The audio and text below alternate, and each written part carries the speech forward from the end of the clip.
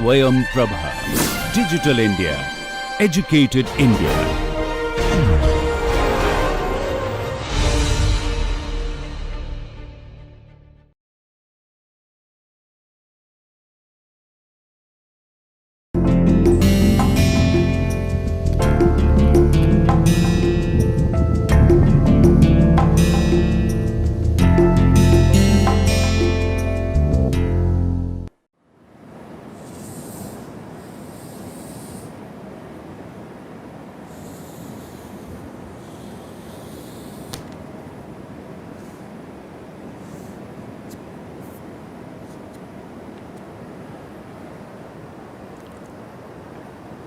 See, for a symmetric aerofoil, if this is the V, this is the V, and this is the chord line, this is the chord line, and if I join this,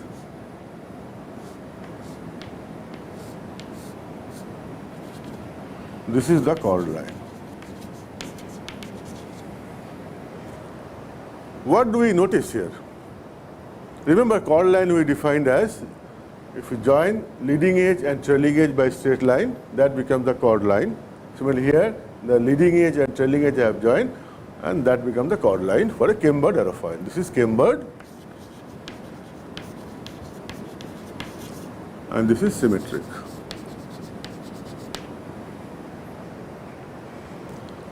Now, what is in your mind? If the air is coming like this, do you think this will produce any lift? The answer is no, because we remember, as far as George Calais' guideline to us on the concept of generation of lift, lift will be generated when there is an angle between the velocity and the surface. In this case, there is no angle, so it will not generate any lift.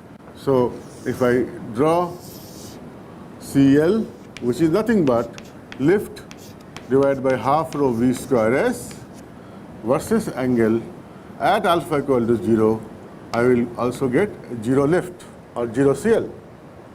But for cambered, you see, the very fact this chord line is no more parallel to the velocity vector, you could see actually effectively it has an angle with velocity vector, even if it is at alpha equal to 0. Similar condition. Okay. So in this case, what we will see that even at alpha equal to 0, there will be some lift. I repeat this. One way to explain is this chord line, and there is no angle between chord line and the velocity vector. So what we talk about alpha equal to 0, or same velocity condition, it will produce a 0 lift. But here, because of this camber, because the camber is there, there's some angle, some surface is there, which is making angle with the velocity vector. So even at alpha equal to 0, it will produce lift. As I increase this angle, what will happen? As I increase this angle, what will happen? There will be more lift, because from this George Calais explanation,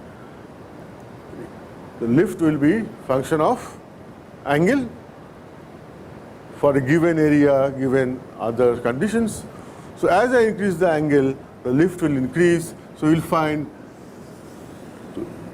up to certain point, lift will go on increasing as alpha is increased. But beyond this certain point, you will see that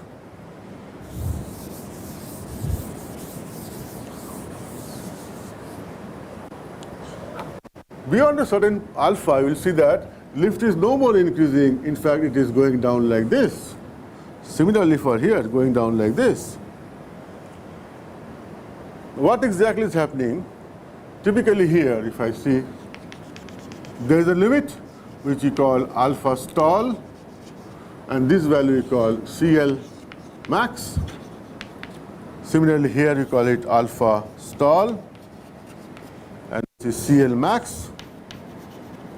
What we say that beyond a certain angle called alpha stall, the flow will no more remain attached. There will be a separation and there will be a stall, and the lift will reduce and drag will increase, right? Flow will no more remain attached, or there is some sort of a flow separation. What is actually loosely happening, if you see, if an aerofoil is an angle, right? Now see what is happening here. The airflow is coming like this.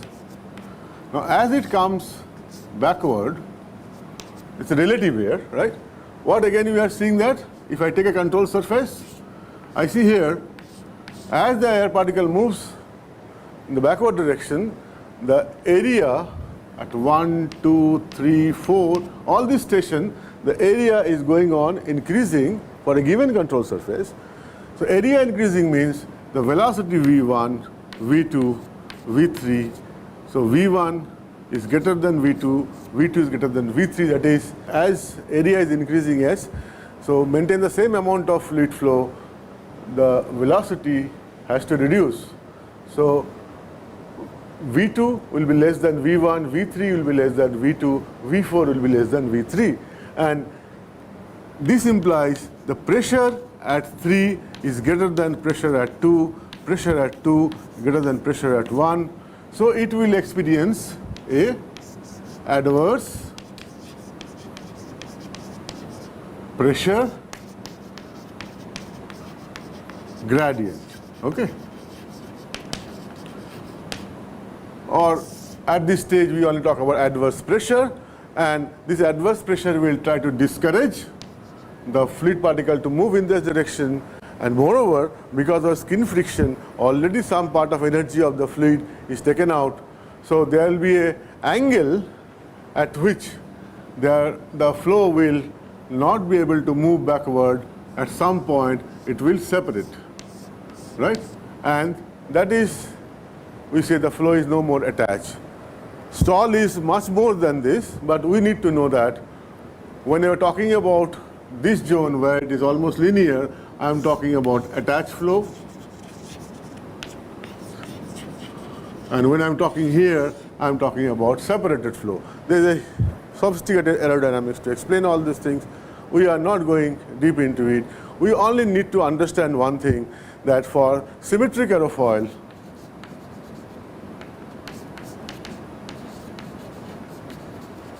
I can write model CL as dCl by d alpha into alpha. What is dCl by d alpha? dCl by, because it's a linear, straight line, almost straight line, right? So here, this is the slope. When I say almost straight line, in practice we'll find beyond 6-7 degrees, some sort of a nonlinearity comes, right?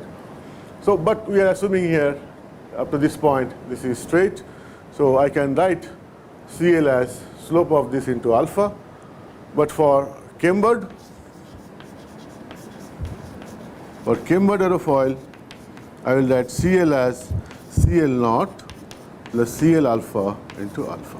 This is just a question of, because for cambered aerofoil, I will be actually doing it like this. At alpha equal to 0, there is some CL, which is I will be referring to as CL naught. So I can model CL as this. In textbook, when we try to distinguish between CL because of aerofoil and CL because of wing, we use strict nomenclature. For aerofoil, we use C small l, and for wing, we use C capital L. Of course, in aerospace there is a confusion. Even for rolling moment, we write CL. So let's be very clear, we are talking about lift coefficient. So for aerofoil, I will write CL equal to CL naught plus CL alpha into alpha, where CL naught equal to 0 for symmetric and CL naught not equal to 0 for cambered. And for wing, I will write CL equal to CL naught plus CL alpha into alpha. Again, CL naught is 0 for symmetric and CL naught not equal to 0 for cambered. Right? Why this is important, you will soon realize that as far as flying a machine is concerned, if I had to maintain lift equal to weight, right, I need to fly at a particular CL, which will be governed by the weight, speed, etc., etc. But the question is, how do I generate this CL when I am flying? The pilot, how will he generate? That answer will come from here. If I know what is CL naught of the airplane, if I know what is CL alpha of the airplane, then I know if I have to generate a CL, which I know a priori, then I know how much angle of attack I should fly, so I know how much I should turn the airplane. Right? So this is that is why in performance this is important. At the back of your mind, please. Now I am talking about aerofoil and wing.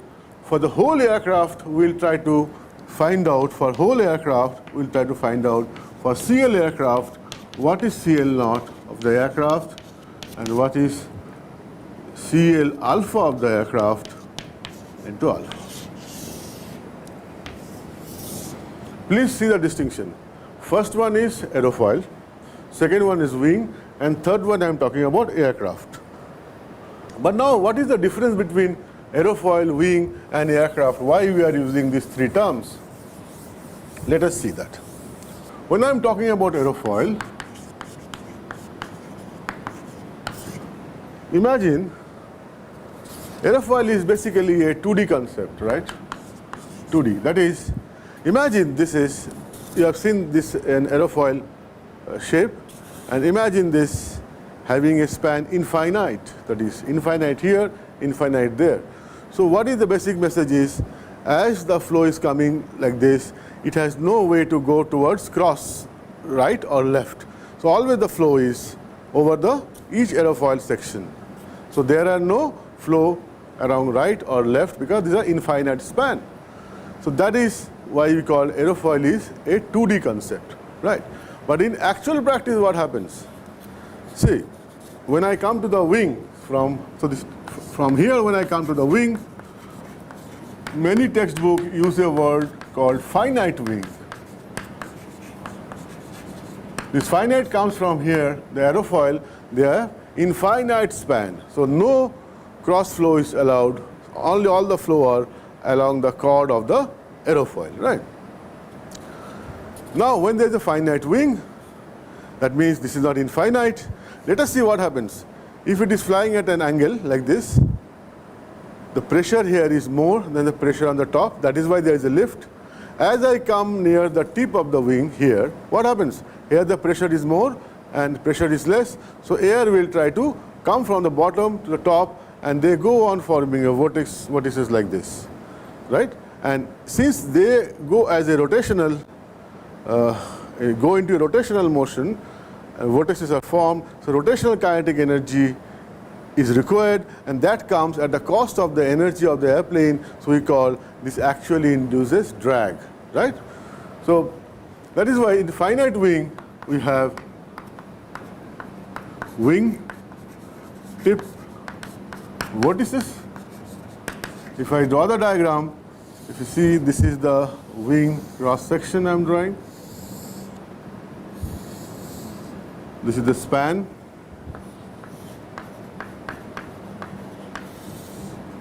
Right? Let's say this is the fuselage. Now what is happening? Because if there is a lift, that means pressure at the bottom, they are more as compared to pressure at the top. So what is happening at the tip? Because this is high pressure, so flow will go like this, and they form vortices which draws rotational kinetic energy from the energy of the airplane, and hence energy is lost and it affects the speed. So we call it drag because of these vortices, or we call these as induced drag. induced drag because of these vortices. So many times they are called vortex drag, many times they are called lift induced drag. Why lift induced? Because these vortices are formed because of the lift. Because of the lift there is a pressure difference, and because of finite wing there is a vortices form at the tip, and so it is a vortices drag, induced drag, lift induced drag. Note here, if I make it infinite, then this situation will not come. So it becomes a 2D, or it becomes aerofoil. That's why aerofoil will never encounter conceptually any such vortex or lift induced drag. Right? So that is, one is finite wing. Then we use for the aircraft, CL for the aircraft. So we started with aerofoil, where infinite span, wing, finite wing. We found there is a vortices, and because of the vortices there is a drag, and because of the vortices you will find the vortices will be coming like this. So they will be inducing a downward component of velocity. So the local angle of attack at the wing or even at the tail will be changed, will be reduced. So effectiveness will go down. So in a language of airplane aerodynamic modeling, we can always say that the lifting characteristic gets changed because of downwash, or the CL alpha may also change because of downwash, right? Now for CL alpha of the aircraft, or CL of the aircraft, we write CL because of wing, CL because of fuselage, CL because of tail, plus CL because of miscellaneous component. That is to say, if I know what is the CL alpha of the wing, if I know what is the CL alpha of the fuselage, and if I know what is the CL alpha of the tail, and assume that all of them are based on same reference area, then here if I simply add these things together, then and expect that that will be CL alpha of the whole aircraft, you may not be correct. In fact, we are not correct if we are doing like that. For simple reason, there are many such reasons, but one of those, see, this is the CL, when I am computing CL alpha of the wing, this is a wing in isolation. But in actual practice, what happens? When there is a fuselage, it gets, let's say, if this is the fuselage, then I am attaching it like this on the wing. So there is a body to wing interference here, right? Similarly, if I calculate for body alone, when I bring near the wing, there is a wing body wing interference. Same thing happens with the tail. So when I am talking about total CL of the aircraft, I need to take care of body, wing, body. Similarly for tail, interference factor, which modifies the overall CL of the aircraft. So that is why we use three terms distinctly. One was CL alpha of the aerofoil,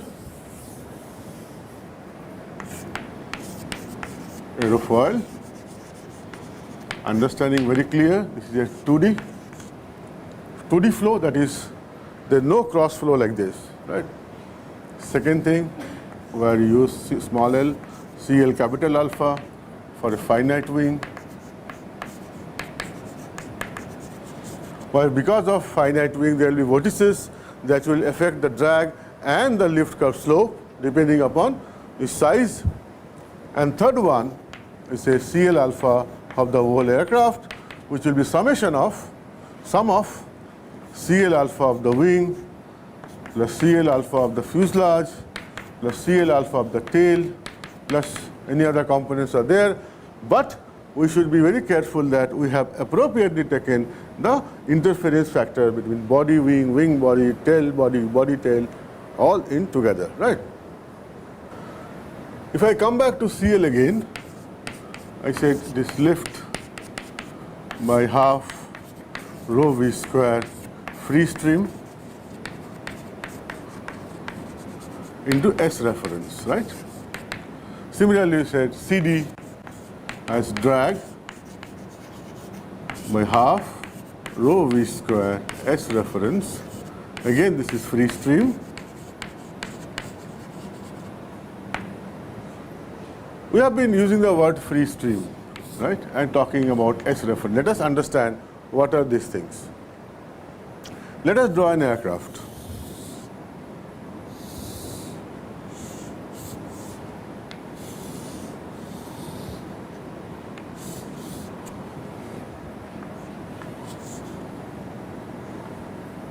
And let's say this is the relative air speed.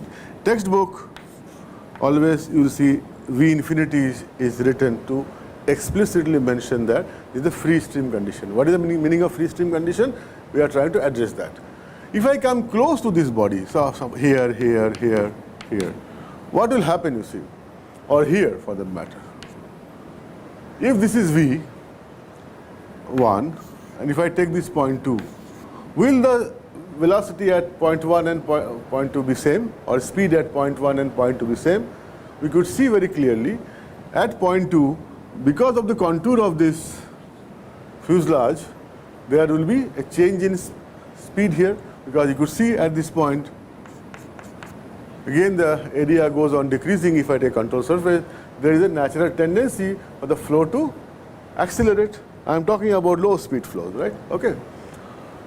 So local velocity and the velocity of air further away from the body are different. Similarly, if I come here, by the time flow reaches here, there is a viscous effect on it, over and above the contour effect, and then the velocity will never remain same. So when I am trying to non-dimensionalize this lift or drag, which velocity should I take?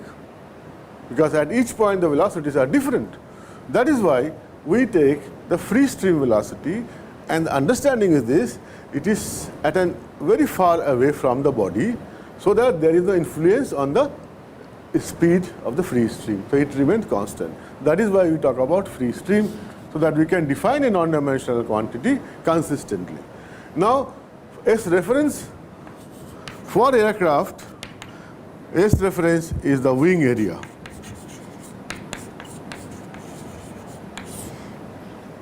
Wing is the primary component which produces the primary thing, the lift, and wing area is the S reference for an aircraft. And for a missile, you will find if a missile is wingless missile, just it has got like this, you may find this maximum cross-sectional area, max, that sometimes becomes reference area. But coming back to aircraft, let's not forget, when I talk about S reference, it is the wing area. Okay. So what we have very quickly learned that when I try to model lift, I will model it like this: half rho v square. S means S wing, V means free stream, half rho v square is free stream dynamic pressure into CL. Okay? And CL is basically lift by half rho v square, which is the free stream into S, which is wing area. This is another observation on free stream dynamic pressure. If I draw an airplane again, if you see a tail here, and this is a V, the free stream pressure here, here, here, and here could be different, because the flow, the energy might have lost. However, if I have an engine here, mounted here, this prop wash can create or augment, change the free stream dynamic pressure on the tail. So that is why we need to be very careful when I am talking about lift and drag, that when I try to finally talk about overall CL of the airplane, then it has to be non-dimensionalized with the free stream dynamic pressure. Okay? But local lift could be on the local dynamic pressure.